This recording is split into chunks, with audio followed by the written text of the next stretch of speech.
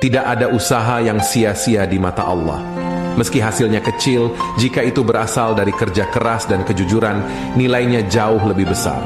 Jangan pernah malu, karena yang terpenting bukan jumlahnya, tapi keberkahannya. Rezeki yang halal, meski sedikit, lebih bermakna daripada harta yang melimpah tanpa kejujuran. Tetap semangat dan percayalah, Allah selalu melihat perjuanganmu. Karena setiap langkahmu adalah bukti cinta kepadanya. Perjuangan itu tidak mudah untuk menjadikan semuanya indah. Ada banyak